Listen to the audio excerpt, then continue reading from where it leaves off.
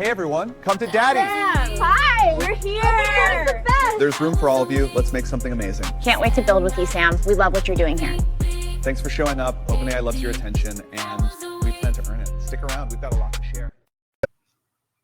Hello, everybody. It's Sunday, October the 12th. We haven't done a That Was the Week tech roundup for a couple of weeks. I was in Europe last week. And over the last couple of weeks, most of the news has been once again about OpenAI and Sam Altman. They took a stake in AMD, which resulted in AMD stocks skyrocketing, not rotting, skyrocketing 23%. Sam Altman is beginning to talk about something called building an AI empire.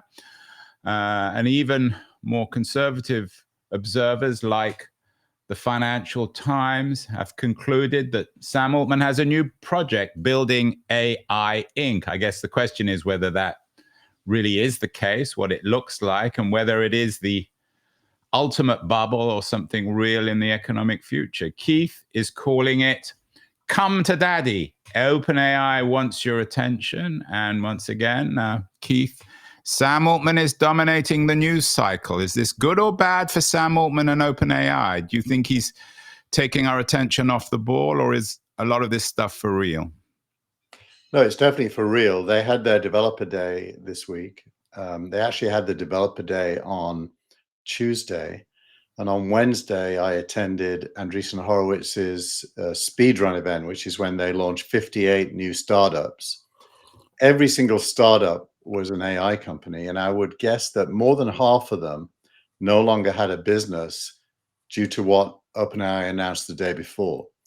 So OpenAI is from the point of view of a startup, it's sucking the air out of the room, and the space to innovate outside of OpenAI is shrinking, and the space to innovate inside of it is growing, and that's a factor of three things. They launched a developer platform for agents to be created, which competes with Lovable and N8N and the other Vercel companies like that.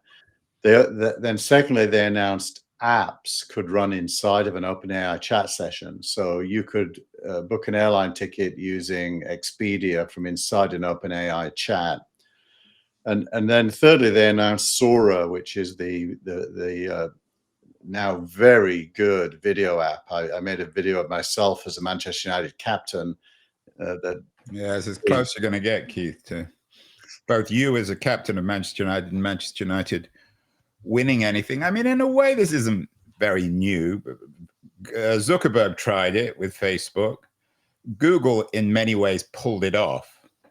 It's not really good news for innovation or the startup economy, isn't it? That a single company is trying to be the entire innovation economy and be the platform or the play that defines everything else. Well, I think there's three examples of when it was good.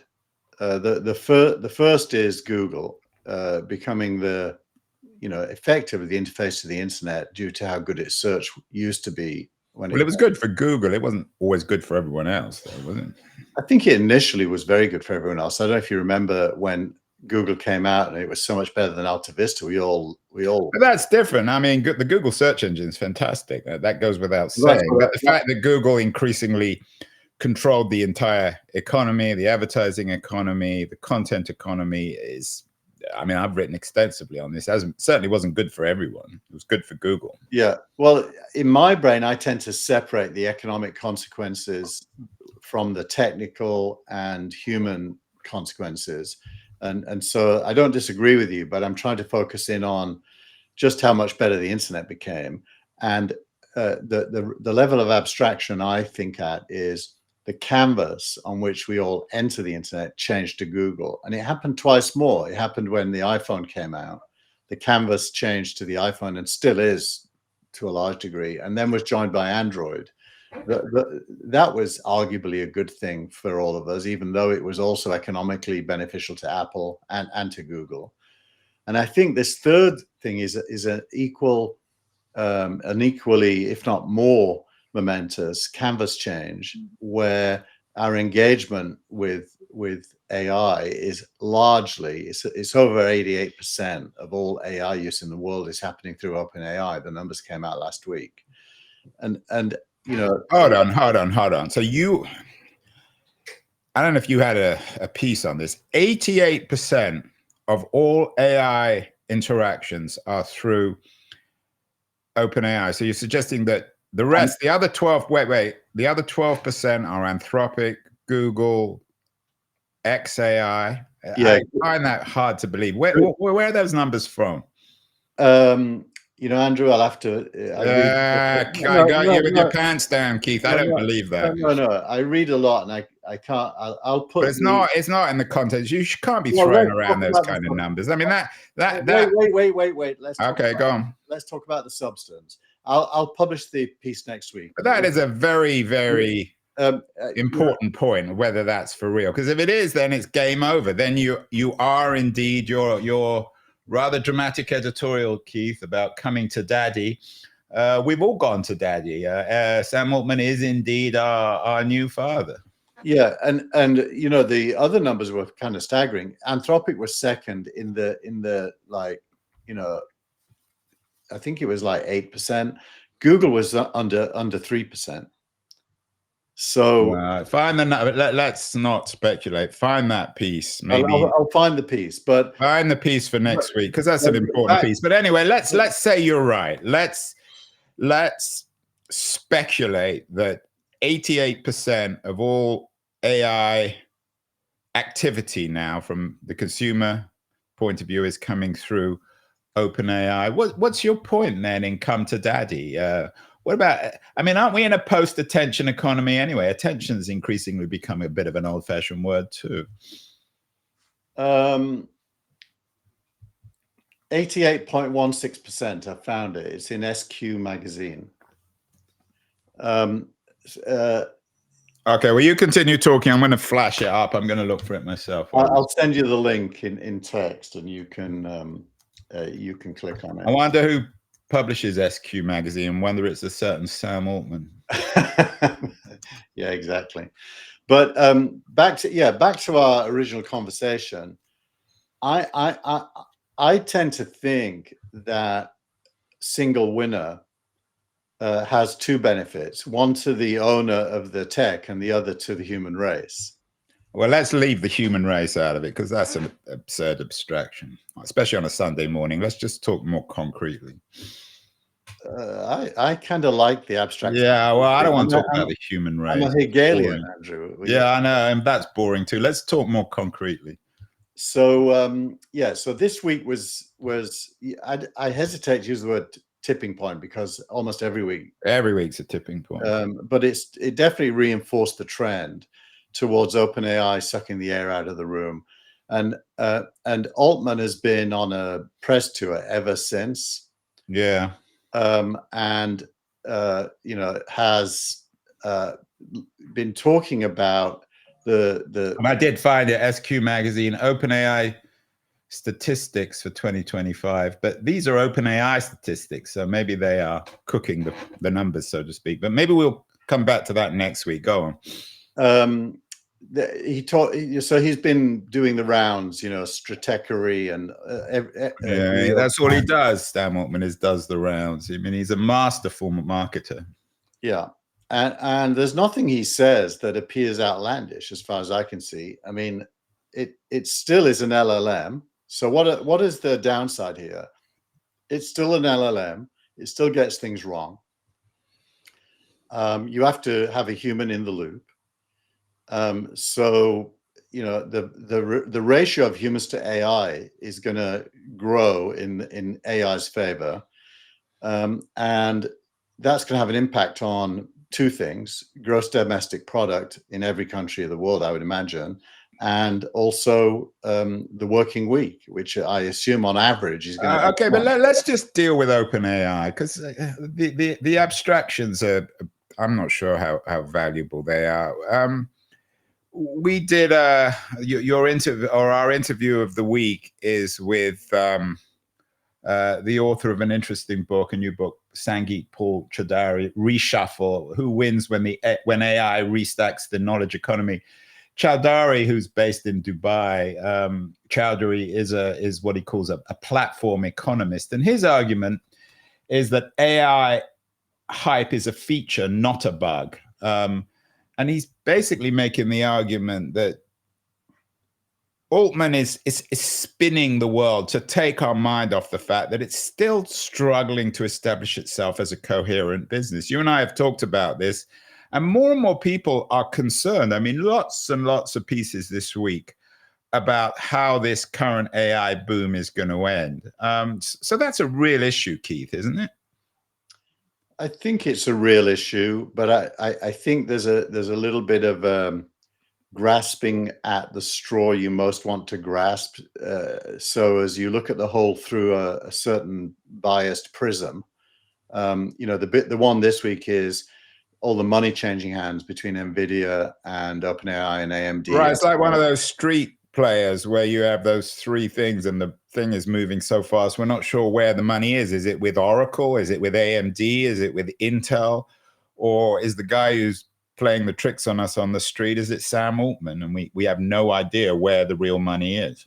To me, it veers into the world of conspiracy theories, which of course are very popular. In the absence of knowledge, everyone grasps onto a conspiracy. It's not a conspiracy theory to be concerned about these billions of dollars changing hands, and still no one is quite clear about what it means, who's playing what game, and what the actual outcome is. You don't have to be a conspiracy theorist to be concerned with that. Well, I think we can help there. We can help those people by just stating a few truths. I mean, the first is for this AI to be fully distributed worldwide and be capable of serving even the poorest individual with the highest quality of access to knowledge is going to require a massive amount of electricity, a massive amount of data centers, a massive amount of chips in the data centers, and running 24/7, and then improving over time at the software level.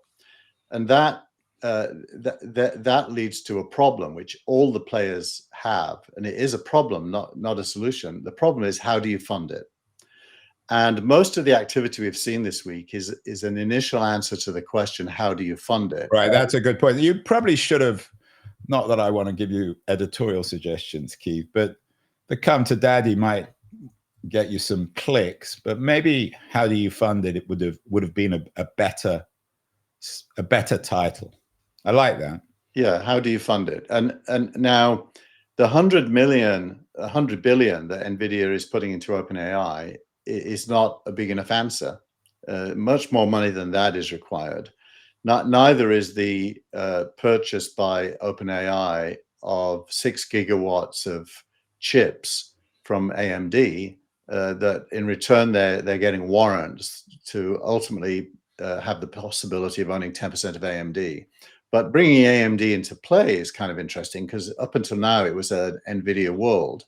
Well, now it's an AMD and NVIDIA world, which is good. I mean, and I think you and I would agree on that. I mean, it's better to have two, even if they're two dominant players, better to have two dominant players than just one. And then Oracle's role here, which is the 500 billion Stargate project, is not a big enough answer. They claim that what they're going to need is roughly 10 gigawatts of power at the base, with the chips that align with that and the data centers that the chips will go in annually for the next 10 years. And so you're getting into the trillions of dollars of cost for the human race to have AI. Well, can we stop using this phrase "human race"? I don't even know what that means. Let's just all of us, Silicon Valley. I mean, not all of us can have access. Well, some of us don't want it. Well, just pick the kid in East Palo Alto who usually wouldn't have access. Yeah, I'm not interested in kids in East Palo Alto. Let's talk about. Yes, you are. I'm not. You're not such a monster. I'm an extreme monster. But I'm tired of this narrative where all this technology is going to help poor kids in East Palo Alto. Google didn't. Facebook didn't. Google did, actually. Well, anyway, so coming back to Sangeet, I thought it was really interesting because I have two thoughts on what you're saying. Firstly, what Sangeet Chadari argued was that there are alternative models to this sort of free market circus that's happening in America. There's an Indian model, and of course there's the Chinese model, which is more and more controlled. And he's based in Dubai. He hinted at a Gulf model. So that's the first thought. The second thought is you talk about these trillions in terms of producing energy and all the rest of it. But won't this, Keith, I mean, and this has always been your argument, I mean, whatever it costed $1 trillion yesterday will cost, I don't know, 100 billion next week. So won't all the costs come down? A lot of this become much more accessible and realistic in the longer term? I think logically you would say that that is likely to happen. For example, if it turns out that nuclear fusion is real, the cost of energy would come down. Right. But if it doesn't, then the cost of energy is pretty much going to stay the same or even go up as demand rises and supply is in short. Or solar. I mean, I've done a number of shows recently on the solar revolution, the wind revolution. I mean, that can play a role as well. It can, but it's expensive, actually. It turns out to be not much cheaper. So whereas fusion would, even nuclear fission is cheaper over the long run. Let's assume that, yes, it will come down. But it might not. And no one's going to make bets today on a guarantee of it coming down. So their bets today have to be based on today's reality because they're spending this money over the next 2 to 3 years. So in a way, this contradicts a lot of the, shall we say, the positive technological thinking about costs coming down. If the price of energy is going to go up, if anything, then none of these issues are going to go away. I think that would be true. So there's a lot of bets going into lowering energy costs, which is really the same as decentralizing energy, using nuclear capabilities, also using the sun plus batteries, decentralizing so the grid is not the source of a lot of energy. Right. There's a lot of trends in that direction, and those are real. But they're not that much cheaper yet. It's really interesting that the energy debate and, of course, also the environmental debate now are coming together. I mean, they're not just in parallel. What about the idea, your startup of the week is Reflection AI, the TechCrunch headline for Reflection AI raising $2 billion to be America's open frontier AI lab, challenging DeepSeek. DeepSeek, of course, being the Chinese model. Wasn't the promise of DeepSeek to bring all the costs down of AI? We don't hear that narrative anymore. We still do hear that narrative, but there's a counter narrative. So the cost of training, which is really the DeepSeek innovation, is much cheaper if you adopt their method, which is reinforcement learning, as it's known. In other words, you don't have to build a big model yourself. You can use existing models and then use reinforcement learning to improve them. And that is a lot cheaper, that's true, and needs less energy. However, the counter narrative is that increasingly AI use involves multiple agents within a single interface, doing reasoning in quotes, and that is using a lot more tokens than the early AIs used. And tokens are the unit of energy consumption. If you think of a token as the unit of energy consumption, the number of tokens is going up.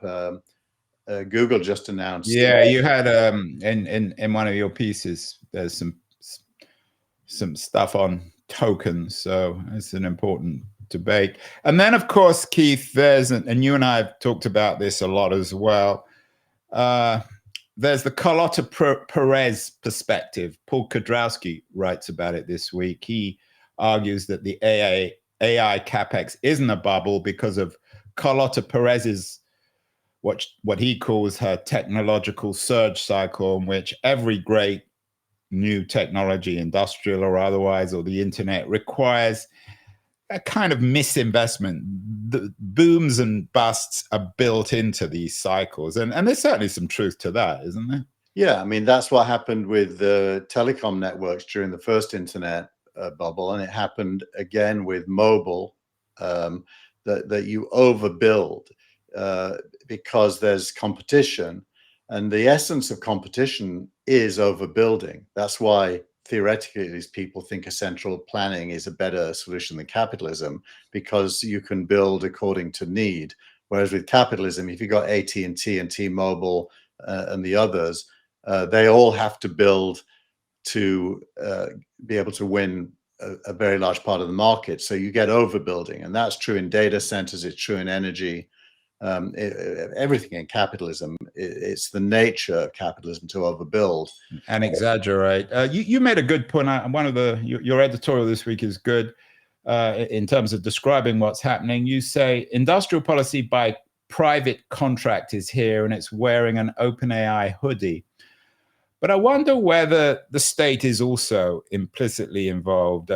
Sam Altman has spent a lot of time recently schmoozing with Trump. For Trump and his MAGA movement, I think OpenAI is essential both in driving the US economy and in competing with China. So I wonder whether it's that simple, whether it really is industrial policy by private contract, i.e. OpenAI. There's this kind of implicit coalition now between this dominant AI company, OpenAI, which, as you know, maybe not, controls 88% of the market at the moment, and the industrial policy of a more assertive state that Donald Trump is running. Yeah, I mean, the state clearly isn't paying for anything, but the state is. And that's Trump's model. His genius is never pay for anything and put your names and slap your name on it. He's putting people together and getting them to spend with each other, and the state does benefit through taxation ultimately if profits are made, and ownership. He's taking a piece of certain projects for the government. So there is a kind of a state capitalism element emerging, which is a lot less efficient than the Chinese top-down model where they have 5-year plans, but it's more efficient than pure competition. Yeah, and I wonder, we're always fighting the last battle. People are predicting a dot-com bust or a Wall Street crash. But my sense of a possible scenario is if indeed Sam's chutzpah, his remarkable play to control this entire AI economy by creating some sort of circular economy, if it does crash, the state will be forced to step in and support OpenAI, whether it's a Trump president or a future Republican or Democrat. I don't think any future American administration can afford to have OpenAI crashing dramatically. Yeah, I think the scenario of a crash is not very realistic, because the way it works in practice, these are not banks. They have a lot of money on their balance sheet, and the winners have more money than everyone else. The winners currently are NVIDIA and OpenAI, and so what happens when a bubble bursts is that the winners are fine because they can turn off marketing spend and infrastructure spend and benefit from huge revenues. It's everybody else that loses. Which is always the case. I mean, The Economist had a good piece this week. I don't think you don't include The Economist in your summaries. You have to have a sub, so it's hard for me to give it to my readers. But The Economist ran a very good piece, and I would suggest for our viewers and listeners to subscribe to The Economist. I think it's an excellent publication. But they ran a test. They said, what if OpenAI went belly up? So they went through the numbers, and it's an interesting idea. I mean, you talk about banks. One of America's most prominent bankers gave an interview this week fearing a crash, an AI-driven crash. So maybe even the bankers don't get it. Yeah, well, ultimately, it's simple. It comes down to the strength of your balance sheet, which is another way of saying the strength of your bank account. And all of this money the winners are where the money ends up flowing. And in the case of revenue, that's NVIDIA and OpenAI. In the case of contracts, well, there's other people signing contracts, but that's not the same as revenue. So I think what you're going to see is smart investors and larger funds, which is a trend, by the way, are going to be owning the winners, and normal people are going to be not owning the winners. So and doesn't surprise me. You've always been more hopeful about the democratic kind of investment. So it's probably not surprising you went to an Andreessen Horowitz Open Day this week. They're promoting this. They would, wouldn't they? I mean, they and some of the other enormously powerful investors are on the hook here, but they're also, this would be their biggest win, wouldn't it? I mean, the investors in OpenAI, what kind of win would result? Well, yeah, it's kind of easy to understand the economics. So this week, 58 companies were launched. Andreessen had put into each one $1 million. So that's $58 million. I don't know what their ownership is for that, but let's ignore that for a minute. What Andreessen then does is it writes bigger checks later as the winners emerge out of those 58, and it writes off the $1 million loss for all the others. So most of Andreessen's money, which is now in the double-digit billions, is doubling down on winners, and the later the stage, the bigger the check. So at $500 million, you could put, even 50 billion into OpenAI, and that 50 billion theoretically could turn into a 20x investment. Yeah. So in all this play, Keith, and you do a lot of thinking on this, will OpenAI, or is OpenAI already too big to go public? Can they somehow? Yeah. Do they represent a different kind of company that is private but too big to go public? What would happen? I mean, we're not going to have another Netscape IPO with OpenAI, are we? Well, look, if we put ourselves on the command deck of OpenAI, we're not incented to go public as long as we're spending money to grow. Right, and they don't need the cash. You go public to raise cash.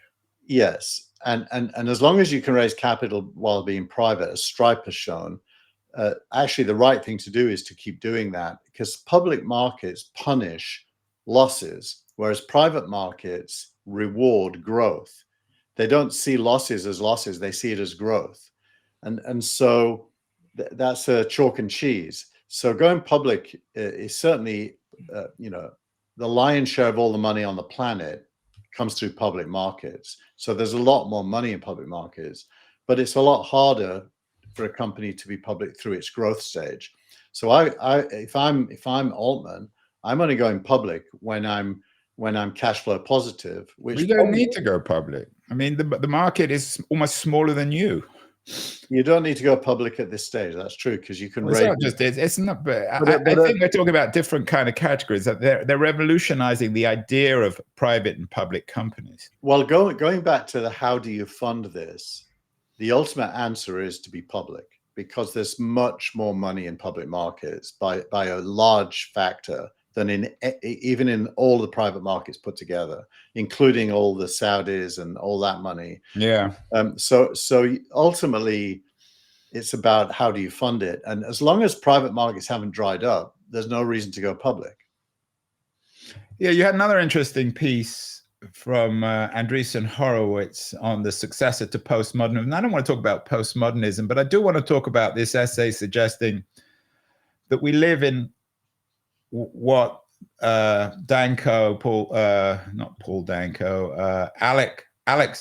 from Andreessen Horowitz describes as a speculative age, that popular society is now suddenly and decisively, in cultural terms at least, moving towards speculation. I wonder whether this AI narrative, which I think is the central tech, political, economic narrative of our age, whether it's rooted in this bizarre speculative obsession that many of us have, that goes from talking about OpenAI to the gambling craze that young people now are involved with. Talk a little bit about this essay, Keith. Let's not talk about postmodernism. Yeah. I always think that's a term that people just use to define whatever they don't like. But this idea of a speculative culture, I think Danko is onto something.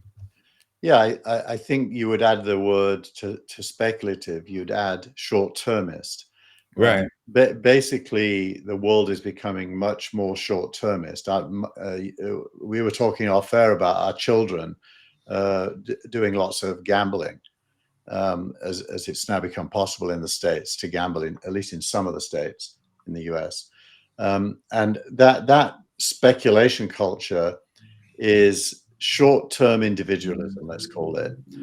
I'm not convinced it's a new era. I think it's a continuation of the old, but as you said, let's not get into that. But it is definitely true. And this week, Polymarket was valued, and Polymarket is gambling on historical outcomes, like who's going to win the next election would be an example. And people put money on both sides of a bet. And you get the wisdom of crowds. Basically, it turns out that most of the time, the majority of the money is right, more than experts, actually. So you've got this kind of wisdom of the crowd, speculative economy leading to prediction markets, which tend to be right, interestingly. And right, it's interesting. In the dot-com boom, it was cab drivers buying Yahoo stock and AOL stock that drove the economy. Now the cab drivers and the kids can't buy OpenAI stock because it's not available. So they're sort of gambling in other ways. Danko made a really interesting point. He said, how early or late you are to something is now an essential component of your relationship to that thing. I think that's quite a profound observation, that we are thinking more always in these temporal terms. It certainly defines social media. Yeah, like, you know, an example would be, did you get a Sora 2 invite? And are you using it? And the answer mostly is no and no. But if the answer is yes and yes, somehow your status inherits some glow from the fact that you were early in Sora 2. And your ego, you know, manifests that. And so it's short-termist, it's individualistic, and it's speculative, which none of which are good. Yeah, but it's defining the culture. Danko talks about these things called weights, which he says are increasingly going to become dominant. I'm quoting him, but the real party started when LLMs became a product in their own right, and suddenly this nebulous thing called weights became the most sought after asset in the world. What are weights? What does he mean by that? And how does this all connect with our AI age and this speculative age? Well, weights are a technical attribute of an LLM training, an outcome. At the end of training an LLM, you've played with various variables inside the LLM that makes it perform better, and those are known as weights. And open source models publish their weights. It's a function of a vector database and a training set, which is all statistics. So weights are numbers that emphasize certain paths, if you will, versus other paths in answering. Right. So AI becomes our tool in defining what is more or less likely. It becomes the currency, if you like, of the speculative age. One of the other pieces you connect with is a more old-fashioned interpretation of AI, Reviving the Technocratic Dream by your friend Norman Lewis, which suggests that AI can sort of determine what is real and what it isn't. But it seems as if AI is much more surreal than that in terms of speculation. Well, what Norman's writing about, the core of what he's writing about, I agree with him. He's making the point that we collectively have lost faith in institutions, whether it's governments, the Supreme Court, you name it, the church. There's a trend towards institutions being considered in very low regard. And he makes the point that the flocking towards AI is another abandonment of human institutions, that it represents faith in something other than human institutions. And there's some truth in that. In the process of doing that, he introduces the idea that there's some kind of technocratic dream at play here, which is more of a top-down, conspiratorial kind of reading, which I don't think is true. I think that's wrong. And I don't think there are any such thing as technocrats anymore. Interestingly, Chowdhury, in the second part of the title, says we can't trust big tech, which is kind of crossing over into this Norman Lewis. Yeah, although to be fair, that was my you added that subtitle. I gave a speech last week about trusting big tech with our agentic future, so I put those words into his mouth, although he is skeptical on trusting big tech. My question to both of them would be, given that this is going to happen and it's probably a good thing, net, who can you trust? I mean, if not big tech, then who? Because big tech has the money. And well, that's the point about AI. I mean, I think Lewis's point is that in theory, AI should end trust. We turn the entire world into data, and it crunches that data and determines what should or shouldn't happen, what state policy should or shouldn't be. So that's the technocratic dream. But the reality, as Danko suggests, is that we're using this technology to forecast the future. We're not using it in a kind of collective way. We're using it to promote, if not our own interests, our own vision of the future, which is very different. Well, I mean, Danko talks about AI, this speculative moment being a successor to postmodernism, but actually, in a weird way, it's just an exaggerated form of postmodernism.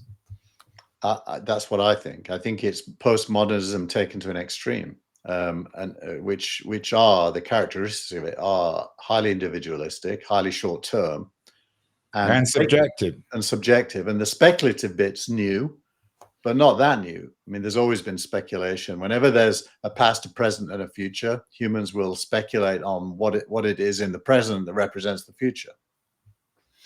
Well, let's end with your post of the week. It's a letter that Barry Weiss, who runs or had run the Free Press. They were acquired by CBS News for $150 million last week or the week before, and she's become head of CBS News.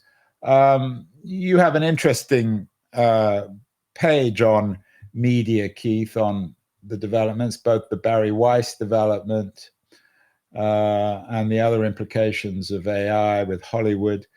Do you think the Barry Weiss thing is a big deal? It's kind of weird in a way. I knew this was going to happen. I didn't know it was going to be CBS. It was obvious that someone would buy her.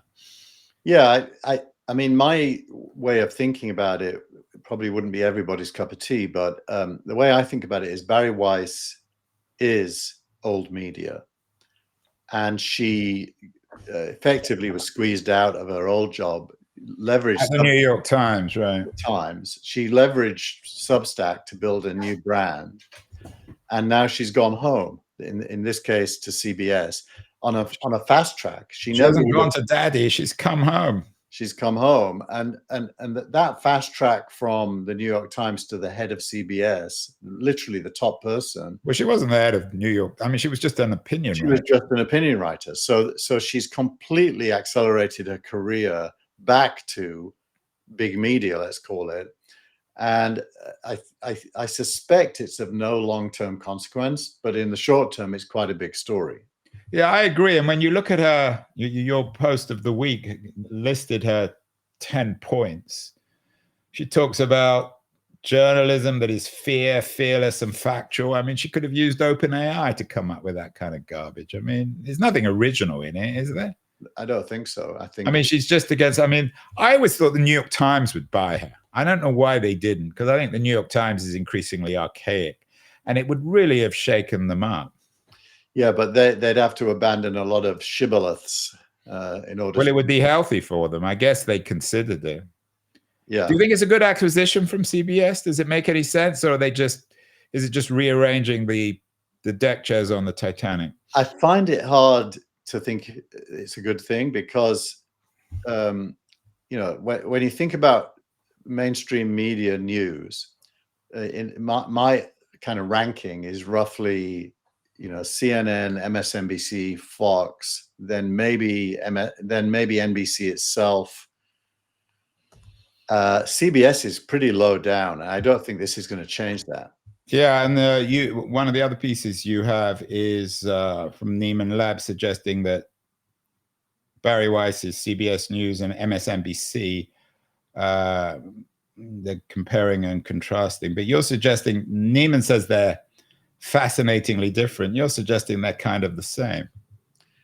I think it depends at the level at which you're thinking. MSNBC is clearly more partisan, and CBS is outlining an agenda to be neutral, if you will, a bit more like the old CNN. And we'll see how it plays out. I mean, Paramount, which owns CBS, has a new owner, the son of Larry David Ellison, yeah. And so a lot of people are speculating on this connection between David Ellison and Larry Ellison. I mean, and they do have a lot of money, so that maybe we're failing to see the future here, and our speculation is wrong. Maybe CBS will rise like some kind of a beacon, but it's hard to believe in that because the brand is so tarnished.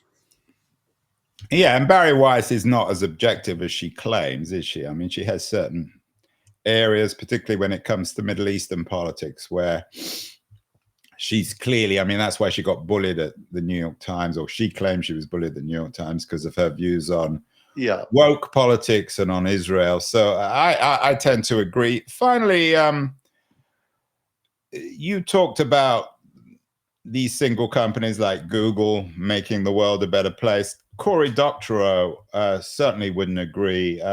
He came up with the term "enshittification," which caught on. It's a brilliant word. He has a new book out about it. Is he right, Keith, that the internet has become enshittified, if there's such a word? The services, the products. Yeah. I mean, I think he was someone, say, for example, we began talking about Google. The original Google search engine was very good. Now it's less good. It's hard to trust. You never quite know whether the links are supported by advertising or other words. Does Doctorow's argument have a point? And might it be a warning to our friend Sam Altman about enshittifying, shall we say, AI? Well, firstly, yes, he's right.